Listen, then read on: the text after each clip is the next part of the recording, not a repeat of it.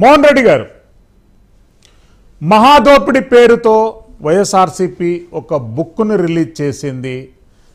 మీరు అధికారంలో ఉన్నాక 5 సంవత్సరాల తర్వాత చంద్రబాబు నాయుడు గారి మహాదోపిడి ఇప్పుడు ఎందుకు గుర్తుకొచ్చిందండి మీకు? నమస్కారం అండి. మీకు ప్యానల్లో పాల్గొన్న పెద్దలకు, చూస్తున్న వీక్షకులకు అందరికీ నమస్కారం. మామూలుగా చంద్రబాబు నాయుడు గారి పైన కమ్యూనిస్ట్ పార్టీలో ఒకసారి ఒక బుక్ వేసినారు, తర్వాత బీజేపీ వాళ్ళు ఒకసారి ఒక బుక్ వేసినారు. మేము వైఎస్ఆర్ కాంగ్రెస్ పార్టీ కూడా 2019 మునుపు మేము కూడా బుక్ వేయడం జరిగింది. తర్వాత ఇప్పుడు వాటన్నిటిని పరంపర కొనసాగిస్తూ వీటిని బట్టి మళ్ళీ ఇప్పుడు కొనసాగించే కార్యక్రమం చేయడం జరిగింది. కాకపోతే మన గవర్నమెంట్ లో ఆయన పైన ఈడీకి సంబంధించిన కేసులు కానీ, ఈ కేసులు ఇన్కమ్ ట్యాక్స్ సంబంధించిన కేసులు కానీ, ఆ కేసు పైన కేసు పెట్టడము, ఆ కేసును తీసుకుపోయి జైల్లో పెట్టడం, జైల్లో పెట్టి 53 రోజులు జైల్లో ఉన్న తర్వాత నాకు అనారోగ్యంగా ఉంది, నా పరిస్థితి బాగాలేదు, నేను బయట తిరగాల, నాకు డాక్టర్లు ఉండాలా, డాక్టర్ లేకపోతే నాకు ఆరోగ్య చర్మ సమస్యలు ఉన్నాయి, బీపీ ఉంది, షుగర్ ఉంది, రకరకాల కారణాలు చెప్పేసి బయటకు వచ్చిన సందర్భం మన అందరికీ తెలిసిన విషయమే. కాబట్టి చంద్రబాబు నాయుడు గారి మీద అవినీతి కేసులు కోకొల్లలు ఉన్నాయి, అన్ని కాదు కోకొల్లలు ఉన్నాయి. ఆ బుక్ లో వేసినట్టు ఏ ఒక్కటి కూడా తప్పు కాదు, వాస్తవాలే ఉన్నాయి. కాకపోతే ఏమంటే అప్పుడు ఉన్నటువంటి పరిస్థితిని బట్టి మేము అప్పటికప్పుడు ఆయన మీద ఇప్పుడు చర్యలు తీసుకోవడానికి ఒక్కొక్కటి నివేదికలు తెప్పించుకోవడం, నీట్ గా సమీక్ష చేసిన తర్వాతనే తీసుకోవడం జరిగింది. వాటిపైన ఫైబర్ నెట్ కి సంబంధించి కానీ, మన జరిగినటువంటి కేసులకు సంబంధించి కానీ అసెంబ్లీలో కూడా సీఎం గారు వీటిపైన కూలంకషంగా మాట్లాడి చెప్పడం కూడా జరిగింది. తర్వాతనే దానిపైన ఒక్కొక్కటి చర్యలు తీసుకోవాలనే ఉద్దేశంలో భాగంగా ఒకటి స్టార్ట్ అయింది. అందులోపల ఎలక్షన్ రావడము, ఇంకే రకరకాల కారణాలతో ఆగిపోవడం జరిగింది. కాబట్టి చంద్రబాబు నాయుడు గారు ముఖ్యమంత్రిగా ఉన్నప్పుడు చేసినటువంటి అవినీతి మాకన్నా ఎక్కువ కమ్యూనిస్ట్ పార్టీ వాళ్ళు చెప్పడం జరిగింది, బీజేపీ వాళ్ళు చెప్పడం జరిగింది. 2018లో పవన్ కళ్యాణ్ గారు గుంటూరులో మీటింగ్ పెట్టినప్పుడు ఆ మీటింగ్ లో స్వయంగా పవన్ కళ్యాణ్ గారి ఒక్కొక్క నియోజకవర్గం నుండి 1000 కోట్ల రూపాయలు దోపిడీ చేయడం జరిగింది లోకేష్ గారిని ఆయన నోటితో చెప్పడం జరిగింది.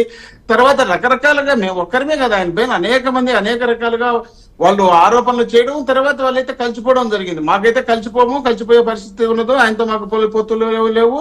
మాకు ఎప్పుడు వైఎస్ఆర్ కాంగ్రెస్ పార్టీకి, తెలుగుదేశం పార్టీనే మేము టార్గెట్ గా పనిచేస్తున్నాం. కాబట్టి ఈ విధమైనటువంటి అవినీతి గురించి మా బుక్ ప్రింట్ అవుతుంటుంది. ఎస్, పిల్లి మాణిక్యాలరావు గారు, ఎలాంటి సమీకరణలు అంటే ఎన్నికలు ముంచుకొస్తున్నాయి, అభ్యర్థులలో కూడా ఒక ఆందోళన ఉంది, ఎవరు ఎప్పుడు కాంటెస్ట్ చేస్తారనేటువంటి అంశం ఉంది. చంద్రబాబు నాయుడు గారు, పవన్ కళ్యాణ్ గారు ఈరోజు చాలా కీలకమైనటువంటి సమావేశం జరిపారు. ఆ సమావేశం అప్డేట్స్ ఏంటండి? ఎన్నికలు సమీపిస్తా ఉన్నాయి, ప్రజలు సిద్ధంగా ఉన్నారు, ప్రజలు చాలా క్లియర్ గా ఉన్నారు. ఈ ప్రభుత్వాన్ని మార్చాలి. ప్రజలంటే ఎవరు?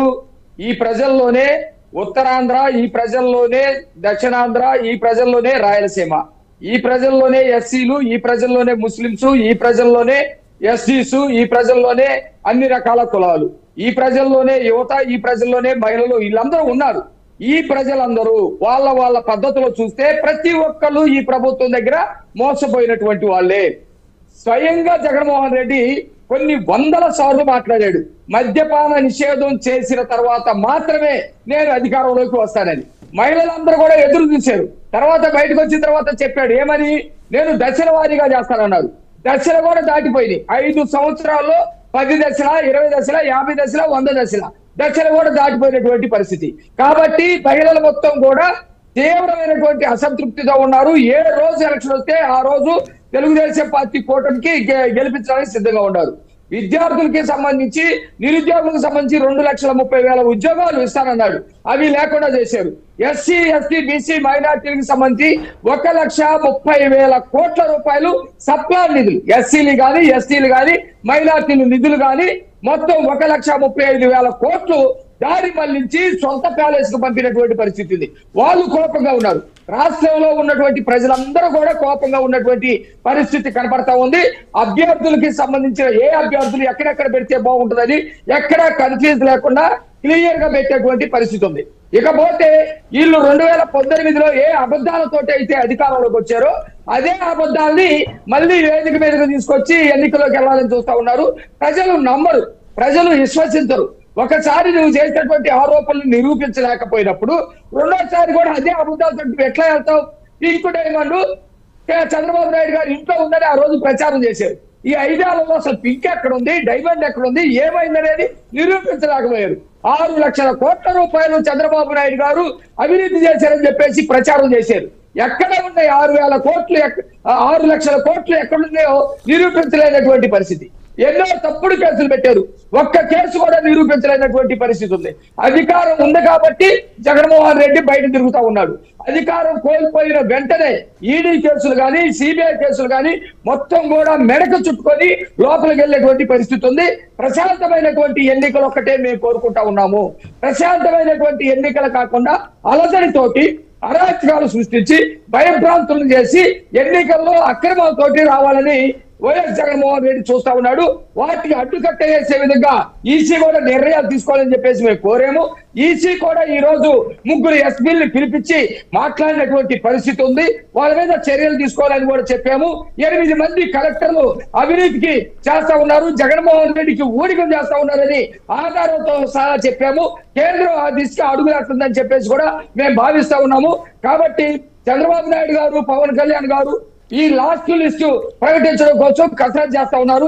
ఆ కసరత్తు కూడా చివరికి వచ్చేసిందని ఈ సందర్భంగా తెలియజేస్తా ఉన్నామండి. శ్రీశైలం గారు. శాంతి ప్రసాద్ గారు, రాష్ట్ర వ్యాప్తంగా అన్ని నియోజకవర్గాలు ఒకటైతే పిఠాపురం నియోజకవర్గం మాత్రం అధికార పార్టీ ఛాలెంజ్గా తీసుకున్నట్టు మనకు స్పష్టమవుతుంది. ప్రతిరోజు ఒక అప్డేటు. ఈరోజు దొరబాబు గారికి ఒకవేళ పిఠాపురం గెలిచిస్తే ఎమ్మెల్సీ టికెట్ ఇవ్వడంతో పాటు మంత్రి పదవి ఇస్తామని చెప్పి జగన్మోహన్ రెడ్డి గారు హామీ ఇచ్చినట్టు వార్తలు వస్తున్నాయి. ఏంటి పిఠాపురం కేంద్రంగా కొనసాగుతున్నటువంటి రాజకీయాలు ఎట్లా ఉన్నాయి? శ్రీశైలం గారు, మీకు ప్యానెల్లో ఉన్న సోదరులకు చూసిన ఇష్యూ నమస్కారం. పిఠాపురంకి డిక్లేర్ చేసిన ఎమ్మెల్యే పెండం దొరబాబు గారు, ఇప్పుడు అతను మా కాబోయే మాజీ ఎమ్మెల్యే. ఎస్, తాజా మాజీ ఎమ్మెల్యే.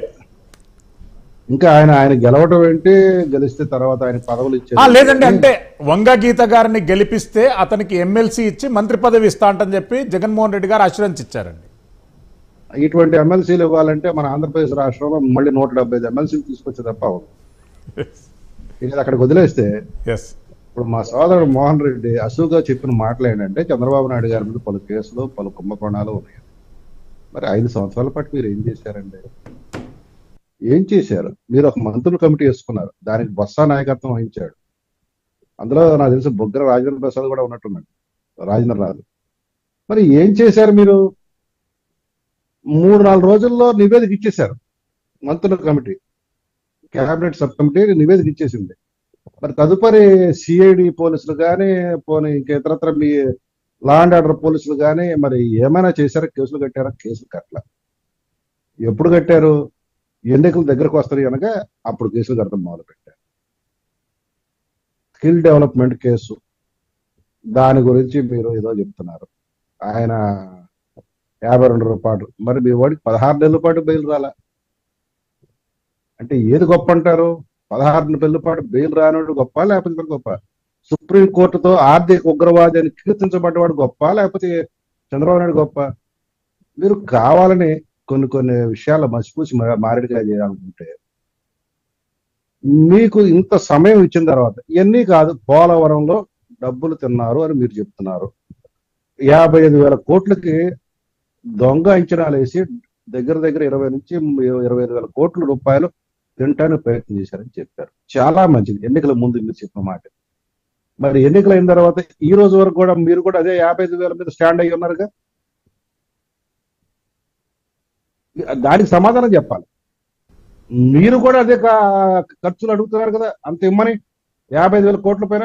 అంటే మీరు కూడా మరి డబ్బులు తింటారు కదా, మరి ఆ డబ్బులు అడుగుతున్నారు, లేకపోతే అది వాస్తవమైన అంచనాల? దాన్ని మీరు తప్పుగా ధృవీకరించి తప్పుడు భాష్యాలు చెప్పి ఆ రోజు అబద్ధాలు మాట్లాడారు. సరే, సిపిఐ వాళ్ళు బుక్కులు వేశారు, సిపిఎం వాళ్ళు బుక్కులు వేశారు, పవన్ కళ్యాణ్ గారు చెప్పారు. మరి మీరు ఏ గుడ్డి గుర్రాన్ని పళ్ళు తవ్వుతున్నారు సార్ ఇన్నాళ్ళు 5 సంవత్సరాల పాటు? ఇప్పుడు వచ్చి మాట్లాడతారు డిబేట్ల ముందు. అవినీతి అనేదాన్ని ప్రూవ్ చేయలేక చతికిలు పడిన మీరు, కానీ మీ అవినీతి కుల్లం కుల్లాగా 42,000 కోట్ల ఛార్జ్ షీట్ పడింది. కాబట్టి మీరు దాని గురించి అంత తక్కువ మాట్లాడితే అంత మంచిది. ఇక ఈ రాష్ట్రానికి ఏం కావాలనే దానికి ప్రజలందరికీ తెలుసు. ఈ రాష్ట్రంలో ఉన్న ఈ యొక్క రాక్షస ప్రభుత్వాన్ని సాగనంపితే తప్ప రాష్ట్రానికి విముక్తి లేదు. ఇది వాస్తవం చెప్పాలి. ఇది మరొక రాష్ట్ర స్వాతంత్ర పోరాటంతో సమానం. ఇది రాష్ట్ర విముక్తి పోరాటం. ఒకప్పుడు తెలంగాణలో ఆ పోరాటం ఎట్లా జరిగిందో, రజాకర్ల నుంచి ఆ నైజాం నుంచి ఎట్లా విముక్తి కోసం జరిగిందో, ఇప్పుడు 2024లో జరిగే పోరాటం కూడా దానికి ఏమాత్రం తీసుకోని పోరాటం. ఎందుకంటే ఆర్థికంగా మదించి రౌడీయిజంతో అహంభావంతో కొట్టుకుంటూ ప్రతి నియోజకవర్గంలో రౌడీలు తయారు చేసి జనాల్ని బెదిరిస్తూ ఎక్కడికక్కడ ప్రతి 50 ఇంటి మీద ఒక మనిషిని నిఘా పెట్టి, మరలా చెప్తున్నా, ప్రతి 50 ఇళ్ల మీద ఒక మనిషిని నిఘా పెట్టి వాళ్ళకి మొన్నటిదాకా ప్రభుత్వ ఖజానానికి డబ్బులు ఇచ్చి పోషించి, ఇప్పుడు వాళ్ళు వాలంటీర్లు ప్రభుత్వ ఉద్యోగులు కాదని తన మా మనుషులుగా మళ్ళీ వాళ్ళ ఉద్యోగాలను పీకేసినట్టు దాదాపుగా చేసి, ఏమిటి ఇప్పుడు నువ్వు చేసింది అంటే ఈ 5 సంవత్సరాలలో 4 సంవత్సరాల 10 నెలల పాటు నువ్వు వాళ్ళకి ఇచ్చిన జీతాలు ప్రభుత్వ ఖజానిచ్చి ఇచ్చి నువ్వు వాళ్ళ ఈ ప్రభుత్వం తరఫున ప్రజల ఇళ్లకు దూరేలా చేశాను. ఇప్పుడు ఆ దూరిన వాళ్ళని నువ్వు రేపు వాడుకోబోతున్నావు ఎన్నికల కోసం. వాళ్ళ ద్వారా ఎవడు మనవాడు, ఎవడు పరాయి వాడు, ఎవడు మనకి డబ్బులు ఇస్తే ఓటేస్తాడు, ఎవడు డబ్బులు ఇచ్చా కూడా మనకు ఓటేడది, ఆ లెక్కలు తీసుకోవడం కూడా చేశావు. నేను ఇంకొక మాట కూడా ఇప్పుడు ఎలిగేషన్ చేస్తున్నా. ఇది రాజకీయ ఆరోపణ అనుకోండి మీరు. ఈసారి డబ్బు పంపకాలు నేరుగా ఓటర్లకు చేతికి రావండి. ప్రతి ఒక్కరి బ్యాంక్ అకౌంట్ వీళ్ళ చేతిలో ఉంది. నేరుగా పేటిఎం ద్వారానో లేకపోతే ఇంకొక స్కీమ్ ద్వారానో వాళ్ళకి వెళ్ళిపోతాయి. డబ్బులు పంపకం బయటకు కనపడదు.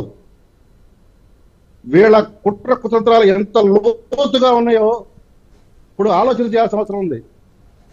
నేను అందుకనే చెప్తున్నా, మా రాజకీయ పార్టీలో తెలుగుదేశం పార్టీ కార్యకర్తలైనా కానీ, జనసేన పార్టీ కార్యకర్తలైనా కానీ, బీజేపీ కార్యకర్తలకైనా కానీ, నాయకులకైనా కానీ, ఏ ఊరిలో ఏ బ్యాంక్ ద్వారానో లేకపోతే ఏ సంస్థ ద్వారానో ఎక్కువ మొత్తం బ్యాంక్ ఖాతాల్లో డబ్బులు జమ అవుతున్న వ్యక్తులకు ఖాతాలో పరిశీలన చేయాల్సిన అవసరం ఉంది. రాబోయే 30-40 రోజుల్లో వీళ్ళు నేరుగా చేతికి డబ్బులు ఇవ్వడం జరగదు, ఖాతాల్లో వేస్తారు. అది కూడా దొంగ పద్ధతిలో వేస్తారు. ఎలక్షన్ కమిషన్ దొరకకుండా చేయడం కోసం చేస్తారు. కాబట్టి ఈ విషయాల్లో అప్రమత్తంగా ఉండాలా. ఇకపోతే పిఠాపురంలో మీరు చెప్పారు, తిరుపతి ప్రయోగానికి పిఠాపురంలో ప్రయోగించడం మళ్ళీ ఇప్పుడు సన్నిద్ధం అవుతున్నారు. అది ఏంటంటే దొంగ ఓటర్లు ఇప్పుడు చేర్చడానికి ప్రయత్నం చేస్తున్నారు.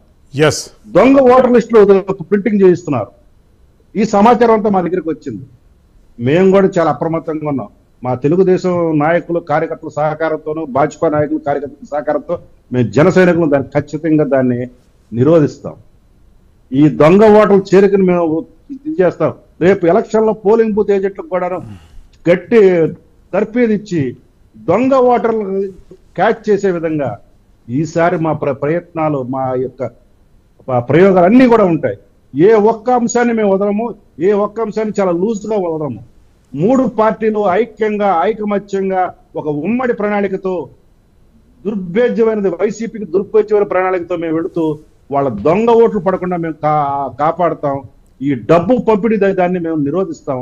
ఇక మద్యం అంటారా, దానికి ఇప్పుడు ఇదివరకు ఇట్లాగా వెళ్ళి ఎక్కర్లా చీటీ రాసిస్తే ఇచ్చే పద్ధతులు వచ్చినాయి. కాబట్టి అది కొద్దిగా పట్టుకోవడం కష్టం. ఎందుకంటే అది చీటీ రాసిస్తాడు, ఈడెళ్ళి సారా చేసేస్తాడు. కాబట్టి అది ఒక్కటే కొద్దిగా ఇబ్బందికరమైన పరిస్థితి తప్ప శాంతికుమార్ గారు మళ్ళీ వస్తానండి. పట్టుకోవచ్చు, వీళ్ళు వేసే దొంగ ఓట్లు మేము దాన్ని పట్టుకోవచ్చు. కాబట్టి తిరుపతి ఉప ఎన్నికలు జరిగిన ప్రయత్నాలని ఈసారి కొనసాగనివ్వం.